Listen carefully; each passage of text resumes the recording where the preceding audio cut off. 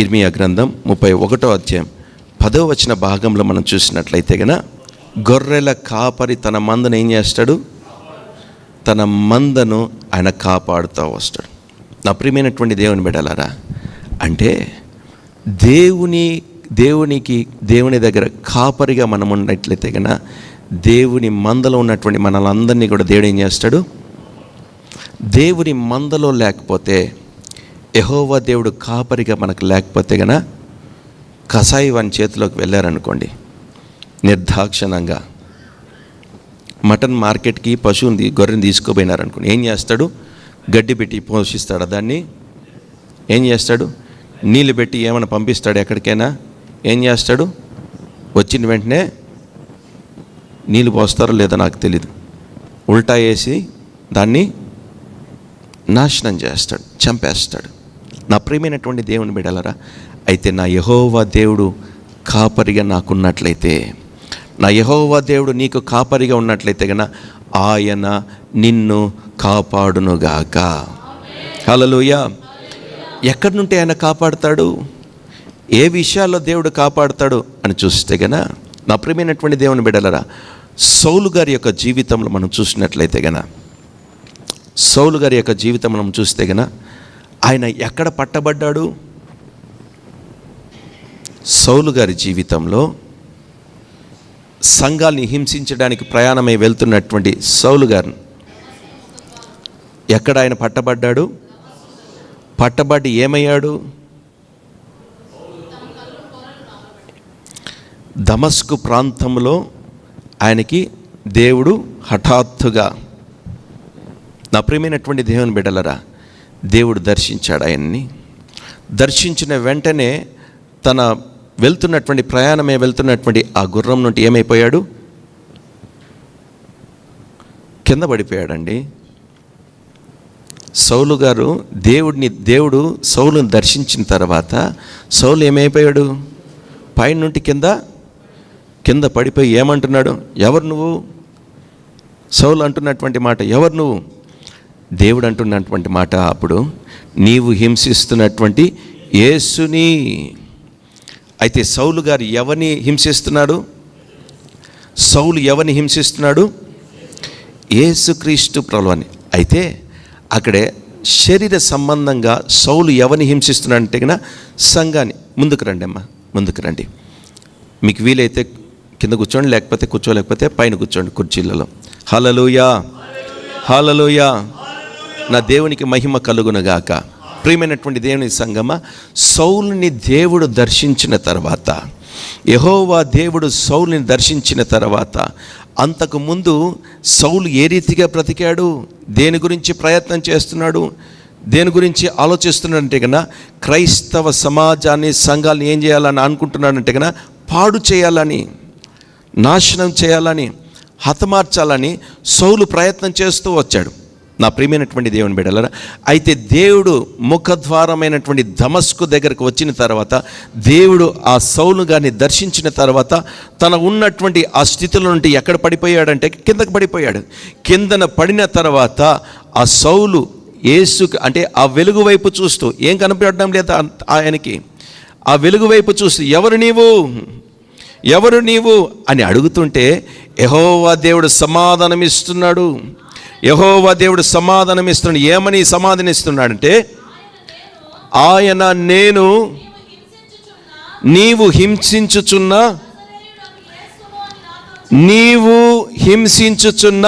నజరేయుడైనటువంటి యేసయ్యని.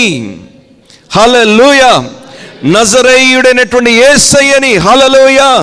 పునరుత్థానుడైనటువంటి దేవుణ్ణి. హల్లెలూయా. సర్వశక్తిమంతుడైనటువంటి దేవుడిని. హల్లెలూయా.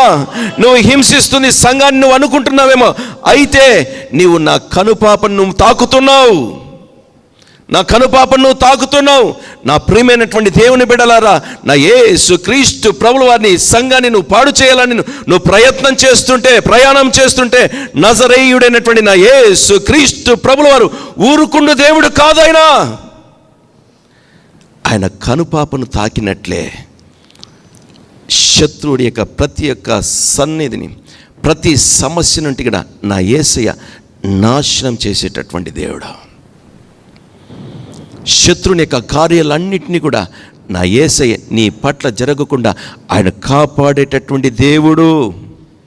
ఆయన కాపాడేటటువంటి దేవుడు. హల్లెలూయా. ఆయన నిన్ను పాడు చేసేటటువంటి దేవుడు కాదు నా యేసుక్రీస్తు ప్రభువు. ఆయన నజరేయుడైనటువంటి యేసయ్య. నీ శరీరంలో ఏ అవయవాన్ని నువ్వు తాకినా నువ్వు మౌనంగా ఉంటావేమో, కానీ నీ కనుపాపను నువ్వు తాకేటటువంటి ప్రతి మనిషి కూడా, ఏ మనిషి అయినా ఇంకో మనిషి యొక్క కనుపాపను తాకేదానికి ప్రయత్నం చేస్తే ఊరుకుంటావా? మొదట నీ కనురెప్పే పని చేస్తూ వస్తుంది. ఎందుకు కనురెప్ప పని చేస్తుందో తెలుసా? నీ శరీరం కూడా దూరం అయిపోతూ వస్తుంది. ఎందుకు? ఆ కనుగుడ్డును తాకేటప్పుడు నీకు గాయం తగులుతుందని, బాధ కలుగుతుందని. నా ప్రియమైనటువంటి దేవుని బిడ్డల, అదే ప్రకారంగా నా యేసుక్రీస్తు ప్రభువు వారి యొక్క సంఘాన్ని పాడు చేయడానికి వచ్చేటటువంటి ప్రతి వ్యక్తిని కూడా నా యేసుక్రీస్తు ఆనాడు సౌలును దర్శించిన రీతిగా ఈ రోజున అనేక మందిని మన యొక్క ప్రార్థన ద్వారా, మన యొక్క పరిశుద్ధత ద్వారా, దేవుడు మనకిచ్చినటువంటి కృప ద్వారా, దేవుడు ఇచ్చినటువంటి వాగ్దానం ద్వారా, చేసేటటువంటి ప్రతి ప్రార్థన ద్వారా అనేక మంది ప్రజలను దేవుడు దర్శించునుగాక, మనల్ని కాపాడునుగాక. హల్లెలూయా, హల్లెలూయా. సర్వశక్తిమంతుడైనటువంటి యేసయ్య ఆయన కనుపాపను తాగేటటువంటి ప్రతి వారిని కూడా ఆయన దర్శించేటటువంటి దేవుడు నా యేసుక్రీస్తు ప్రభువు. ఆయన ఊరుకుండు దేవుడు కాదు. వారిని నాశనం చేయాలని కాదు, వారిని పాడు చేయాలని కాదు, మరణానికి అప్పచెప్పాలని కాదు నా యేసయ్య. ఏ రీతి చేతనైనా నా సంఘాన్ని పాడు చేస్తున్నటువంటి ఆ వ్యక్తిని దర్శించి వారిని కూడా రక్షించడానికి నా యేసయ్య మంచి కాపరి ఉన్నాడు, గొప్ప కాపరి ఉన్నాడు. ప్రధాన కాపరిగా ఉన్నటువంటి దేవుడు నా యేసుక్రీస్తు ప్రభువు. నా యేసయ్య ప్రధాన కాపరిగా, తన ఆత్మకు కాపరిగా ఉన్నటువంటి దేవుడు నా యేసుక్రీస్తు ప్రభువు. నా ప్రియమైనటువంటి దైవ జనాంగమా, ఈరోజు దేవుని యొక్క వాక్యం వింటున్నటువంటి మన జీవితాల్లో కూడా ఈ రోజున మనకు నష్టం కలిగించేటటువంటి వారి పట్ల మనం ఏం చేస్తున్నాం? ప్రార్థన. వారి మంచి కోరుకుంటున్నామా? మన మనసును గాయపరిచినటువంటి వ్యక్తుల పట్ల ఏ ప్రార్థనలు మనం చేస్తున్నాం? వారి గాయపరిచేటటువంటి ప్రార్థనలా, వారు నాశనం చేసేటటువంటి ప్రార్థనలా? లేదు తల్లి, నా దేవాతి దేవుడు వారిని కూడా రక్షించడానికి, వారిని దర్శించేటటువంటి ప్రార్థన మనం చేయుదుముగాక. వారి కొరకు, వారి రక్షణ కొరకు వారిని దేవుడు దర్శించే విధంగా మనం ప్రార్థన చేయుదుముగాక. హల్లెలూయా, హల్లెలూయా. రాయబడినటువంటి మాట ఏమని రాస్తున్నాడో తెలుసా? 31వ వచనంలో, చాలా కాలము క్రిందట యెహోవా నాకు ప్రత్యక్షమై ఇట్లా నేను క్షమించాలి. ఇర్మియా గ్రంథం 31:10 ఆయన అంటున్నటువంటి గొర్రెల కాపరి తన మందను కాపాడునట్లు నన్ను కాపాడునుగాక, నన్ను కాపాడునుగాక. శత్రువుల చేతులుంటి నా యేసుక్రీస్తు ప్రభువు నన్ను కాపాడునుగాక. శత్రువుని యొక్క ప్రతి ఒక్క పన్నాగాల నుండి నా యేసయ్య నన్ను కాపాడునుగాక. ఎవరైతే శత్రువులుగా నిలబడ్డారో వారిని కూడా నా యేసయ్య నాకు మిత్రులుగా చేయునుగాక. ప్రతి శత్రువుని యొక్క సమూహాన్ని, వారి యొక్క జ్ఞానం అన్ని కూడా ఈ సంఘములో నుండి ప్రతి వారిని కూడా పట్ల దేవుడు నాశనం చేయునుగాక. హల్లెలూయా, హల్లెలూయా. నా యేసుక్రీస్తు ప్రభువు అంటున్నటువంటి మాట, నా యేసుక్రీస్తు ప్రభువు అంటున్నటువంటి మాట, నా యేసయ్య అంటున్నటువంటి మాట, నా సంఘాన్ని గాయపరిస్తే నువ్వెవరిని గాయపరిచినట్లు? దేవుణ్ణి గాయపరిచినట్లు. అందుకే అంటున్నటువంటి మాట, నువ్వెవరివి? ఒక మనుషుడు అంటున్నటువంటి మాట, దేవునితో మాట్లాడుతున్నటువంటి మాట. ఆ వెలుగులో, ప్రకాశమైనటువంటి వెలుగులో ఎవరు నిలబడ్డున్నారో, ఎందుకు ఇంత వెలుగు వచ్చిందో, దేని ద్వారా కలిగిందో తెలీదు. అయితే తను కింద పడిపోయాడు. ఆయన అంటున్నటువంటి మాట, ఎవరు నీవు? యేసయ్య అంటున్నటువంటి మాట, నీవు హింసిస్తున్నటువంటి యేసుక్రీస్తు ప్రభువు, యేసుక్రీస్తు ప్రభువు, యేసుక్రీస్తు ప్రభువు. హల్లెలూయా. ఎటువంటి దేవుడైనా?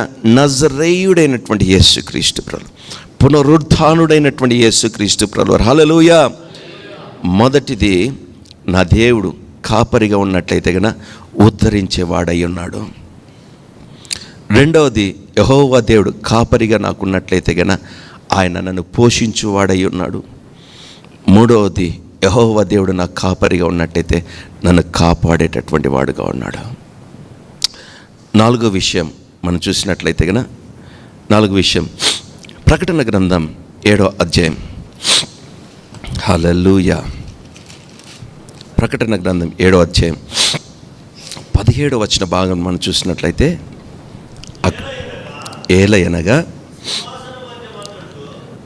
ఏలయనగా సింహాసన మధ్యమందుండు గొర్రె పిల్ల వారికి కాపరై జీవ జలముల బుగ్గల యొద్దకు వారిని నేను హల్లెలూయా హల్లెలూయా గొర్రె పిల్ల వారికి కాపరి అయి గొర్రె పిల్ల వారికి కాపరి అయి జీవ జలముల బుగ్గల యొద్దకు వారిని నడిపించును. హల్లెలూయా. జీవ జలము. నా ప్రియమైనటువంటి దేవుని బిడ్డలారా, ఈ యొక్క జీవ జలము అంటే మన పరిభాషలో ఏంటంటే నీరు. మనం ఏం పిలుస్తాం? నీరు. అయితే పరిశుద్ధ గ్రంథం ఈ యొక్క నీటిని దేనికి సూచిస్తుంది ఆత్మీయంగా అంటే కనుక యోహాను సువార్త 7వ అధ్యాయం. యోహాను సువార్త 7వ అధ్యాయం 37వ భాగం నుండి 39వ వచనం వరకు మనం చదివినట్లయితే కనుక అక్కడ రాయబడినటువంటి మాట 37 నుండి 39 వరకు మనం చూసినట్లయితే కనుక, ఆ పండుగలో మహాదినమైన అంత్యదినమున యేసు నిలిచి ఎవడైనను దప్పికొనిన ఎడల నా యొద్దకు రండి, నా యొద్దకు వచ్చి దప్పి తీర్చుకొనవలెను. నా యందు విశ్వాసముంచు వాడెవడో లేఖనము చెప్పినట్లు వాని కడుపులో నుండి జీవజల నదులు పారునని బిగ్గరగా చెప్పాను. తన యందు విశ్వాసముంచువారు పొందబోవు ఆత్మను గూర్చి ఆయన ఈ మాట చెప్పాను. హల్లెలూయా హల్లెలూయా. నా ప్రియమైనటువంటి దేవుని యొక్క సంగమా, 4వ విషయం మనం చూసినట్లయితే కనుక గొర్రె పిల్ల యొక్క వారికి ఏ రీతిగా ఉపయోగపడుతుందంటే జీవజలములుగా. అయితే జీవజలము ఏ రీతిగా అంటున్నాడంటే గన అక్కడ చెప్పబడినటువంటి మాట, వాని కడుపులో నుండి జీవజల నదులు పారునట్లుగా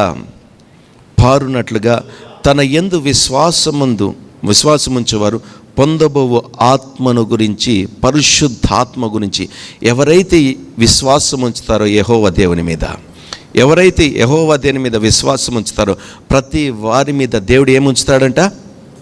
పరిశుద్ధాత్మ గురించి చెప్తున్నటువంటి ఈ నీళ్లు. నా ప్రియమైనటువంటి దేవుని బిడ్డలారా, 4వ విషయం, యెహోవా దేవుడు కాపరిగా ఉన్నట్లయితే గన, నా దేవుడు కాపరిగా ఉన్నట్లయితే ఆ కాపరత్వంలో ఉన్నటువంటి ప్రతి వారు కూడా యెహోవా మీద విశ్వాసంతో బ్రతుకుతున్నట్లయితే గన, నా యేసు క్రీస్తు ప్రభుల వారి మీదనే దేవుడు ఏముంచుతాడంటే గన పరిశుద్ధాత్మను ఏముంచుతాడు? పరిశుద్ధాత్మను దేవుడు ఉంచుతాడు. అదే రీతిగా పరిశుద్ధ గ్రంథం నుండి యెషయా గ్రంథం 44వ అధ్యాయం, యెషయా గ్రంథం 44వ అధ్యాయం 3వ వచన భాగంలో చూస్తే గన, నేను దప్పిగా గలవాని మీద నీళ్లను, ఎండిన భూమి మీద ప్రవాహ జలములను కుమ్మరించేదను, నీ సంతతి మీద నా ఆత్మను కుమ్మరించేదను. హల్లెలూయా. ఇక్కడ నీళ్లు అనగా ఆత్మ. ఏ ఆత్మ అంటే పరిశుద్ధాత్మ, పవిత్రాత్మ. నీకు జలములుగా నిన్ను ఆ రీతిగా చేస్తానంటే గన ఆత్మతో నేను నింపెదను, పరిశుద్ధాత్మతో నేను నింపెదను. హల్లెలూయా.